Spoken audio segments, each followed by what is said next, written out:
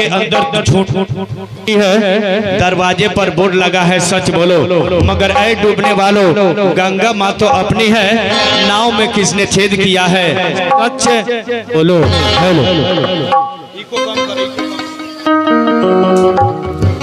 Hello hello hello, आइए श्रोताओं, आप लोग शांति बनाएं और शांति मलहम लगाकर चुपचाप बैठे रहे। हेलो, फिर चर्चा राइल शुरू हो गई।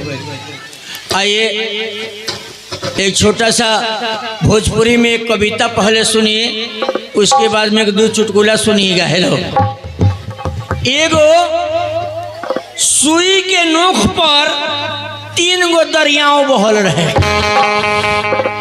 मैंने रघुल ये का बुझाई कि आज कोनो लबरा से भेंट हो रहा।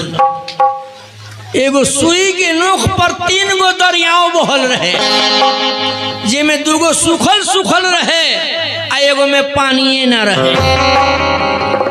तो जौना में पानी ना रहे वो में 3 आदमी गई नहाए खातिर, जिसमें 2 आदमी डूब गई आ 1 आदमी के थाहे न लगल।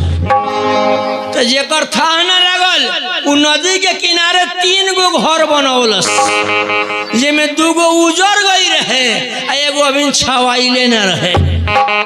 तो जो ना छवाइल रहे ओकरा में 3 आदमी कोहार आके बस गई। 3 आदमी कोहार, जिसमें 2 आदमी लूल्हे लूल्हे रहे आ 1 आदमी के हाथे न रहे।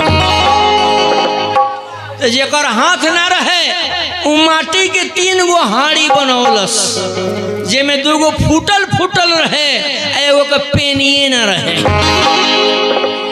तो जौना के पेनी न रहे ओमे 3 गो चाउर डाल गई नहाए खातिर। 3 गो चाउर, जिसमें 2 गो चाउर जर गई, एगो के थाहे न लगल।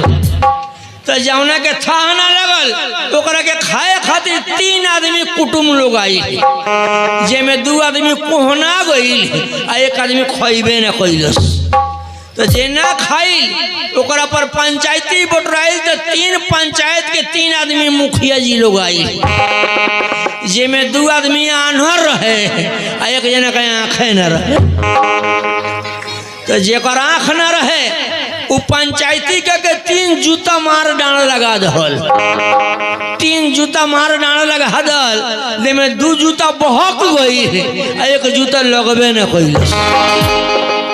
तो फिर दोबारा पंचायती भइल तो 3 गो बाछी डांड लगली सन। 3 गो बाछी, जिसमें 2 गो बहिला रही सन आ एगो पर साढ़े न चढ़े। तो जौना पर साढ़ न चढ़े उ 3 गो बाछा भी आयल। 3 गो, जिसमें 2 गो परुआ रहे सहन आ एगो सरवा हरे न बोहे। तो जौन हर न बोहे उ गइल मेला में बिकाए। तो 3 रुपया में बिकाई, जिसमें 2 गो रुपया फटही रहे आ 1 रुपया चलबे न करे। तो कथी की ना वापस चल गई लौट के। देखी लोग, एगो डॉक्टर साहब कोनो रहनी, वहाँ के प्रैक्टिशनर डॉक्टर साहब रहनी, वहाँ के फिजिशियन रहनी, माने पेट खोल खाल देते रहनी। ये कोनो गैल मरीज को कहते नहीं ओपेंडिस है, आपको ओपेंडिस पेट खोलना पड़ेगा। कहने की तो खोल दी, सस्ता में हो जाएगी। कहेंगे हाँ जो दे देगा वहीं ले लेंगे, ज़्यादा रुपया का जरूरत नहीं, लेकिन पेट खोलना पड़ेगा। पेट खोल दहलें आराम से, फिर ओकरा टाका मार के टेप साट दहलें आ घरे मरीज जाता तो ओकरा पेट में फिर दर्द हो जाता। तो फिर लोग लाद के लिए आइल एम्बुलेंस से। तो डॉक्टर साहब खोलत आ रहे ओकर एक्सरे होता तो पता लगता यही में ब्लेड छूट गई बा। तो फिर ओकर पेट खोल के ब्लेड निकाल दहले आ फिर टाका मार दहले आ फिर घरे बेचारा चल गई। फिर जाके पेट में दर्द हो जाता। जब दोबारा दर्द भइल तो फिर आई तो फिर एक्सरे भइल तो हमें पता लगा था कि साला कैंची पेटे में छूट गई बा। तो कैंची निकाल के जब सीए लगल है तो मरीज को तो ऐसा कहा है आपकी टाका मत लगाई सी जन। तो कहते क्या करें तो कहते चैने लगा दीजिए, कुछ गिरे रही तो फर्द खोल के निकाल ले। वो अच्छा ई के तरह मेला लगल बा, यही तरह कहीं दशहरा के मेला लगल है। वो मेला में ठग दूगो चल गई सन। बोले सर गांव के मेला है, में यात्रा ना बनौले तो कहाँ बनी, चल बिना पैसा के मिठाई खाई जाओ। दोनों चल गए सन। आई के तरह होटल खुलवाड़ा सन, वही होटल में जाके एगो अगला ब्रांच पर बढ़ जाता, एगो पछिला ब्रांच पर बढ़ जाता। एगो पूछता इमरती का भाव बा, तो पछिला के इशारा करता जब पैसा दे वहीं के नहीं कहता भाव का पूछले बड़ो को भाव होखे। आधा किलो तौलावा दू जगह, आधा किलो लेके दोनों गोड़ा दू जगह बैठ के लगल से खाए। पिछला ब्रांच पर के धीरे धीरे खाए तो अगला ब्रांच वाला शॉर्ट खा के आ फोड़ दे, हाथ धो के जामा में पूछते बढ़ जाता। तेरे दुकानदार पछिले से पूछत है अगलू खातर ले तारा साथे रहे तो कहता ना हमारा साथे कहाँ कोई बा, हम तो अकेले लेके खाता नहीं है। और तो परल फेर में जाता रहा का पिठियावे है तो पकड़ाए लोग सब फारत भागल जाए।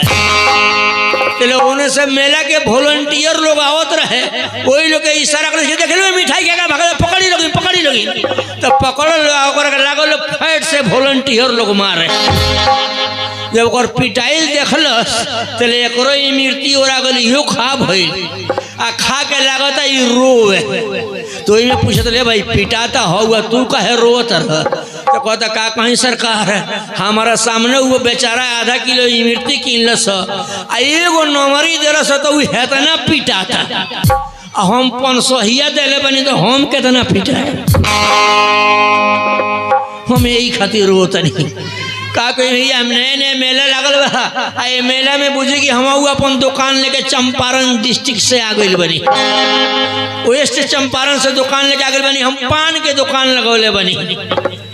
हमार पान जे खा लेला ओकरा कहीं यात्रा पर जाके एकदम यात्रा सुलभ हो जाला, यात्रा खराब ना हो, कहीं नौकरी ना मिले तो ओकरा नौकरी मिल जाला। अगर पति पत्नी में झगड़ा भइल बा तो हमार पान खइला से पति पत्नी में सुलह हो जाए, झगड़ा ना हो। इतना हमार पान में खूबी बा। हेलो और 60 चनपटिया कुमार बागे बेतिया पान बेचे आइल बन चकिया हो। 60 चनपटिया कुमार बागे बेतिया पान बेचे आइल बनी चकिया हो। 60 चनपटिया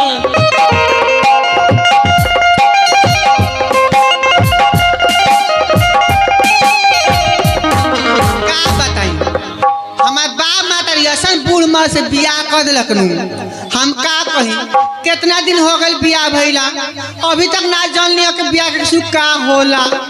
हे भगवान हमरो लड़का पे खिलाओ का मन करता, हम सोचता नहीं कि भगवान लड़का हमरा के दे देते। ऐसा बूढ़ मार से कुछ होकर जाते।